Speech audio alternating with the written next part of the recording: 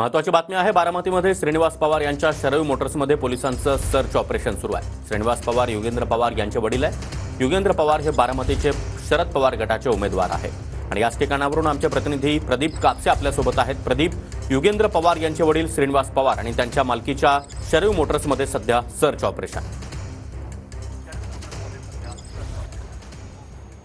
सागर, सध्या search operation सुरू नाही, मात्र काल रात्री पोलिसांकडून सर्च ऑपरेशन जे आहे ते निवडणूक अधिकाऱ्यांच्या मार्फत करण्यात आलेलं होतं।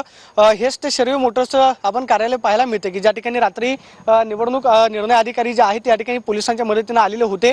खरं तर निवडणूक आयोगाकडे एक तक्रार जी आहे ती करण्यात आलेली होती, ते म्हणजे युगेंद्र पवार यांच्यावरती पैसे वाटपाचा आरोप जो आहे तो करण्यात आलेला होता आणि त्या तक्रारीनुसारच रात्री शरयू मोटर्समध्ये पोलिसांनी सर्च ऑपरेशन जे आहे ते राबवलेलं आहे।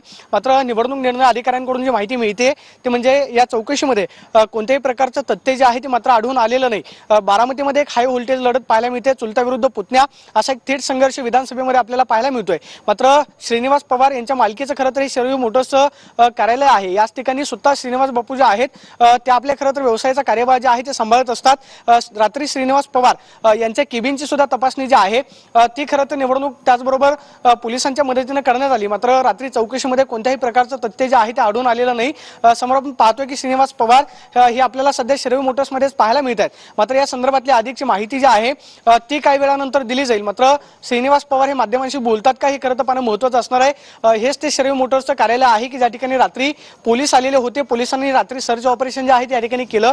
मात्र पोलिसांनी सर्च ऑपरेशन केल्यानंतर त्यांना कोणतंही तथ्य जे आहे ते खरं त्या तक्रारीमध्ये आढळून आलेलं नाहीये। युगेंद्र पवार विरुद्ध अजित पवार अशी एक थेट लढत जी आहे ती आपल्याला बारामतीच्या विधानसभेमध्ये पाहायला मिळते। त्यामुळे खरं तर निवडणूक आयोगाकडे केलेली तक्रार त्याचबरोबर झालेलं सर्च ऑपरेशन यानंतर आता खरं तर श्रीनिवास पवार त्याचबरोबर युगेंद्र पवारांकडून काय प्रतिक्रिया येते काही पाहणं महत्त्वाचं असणार आहे।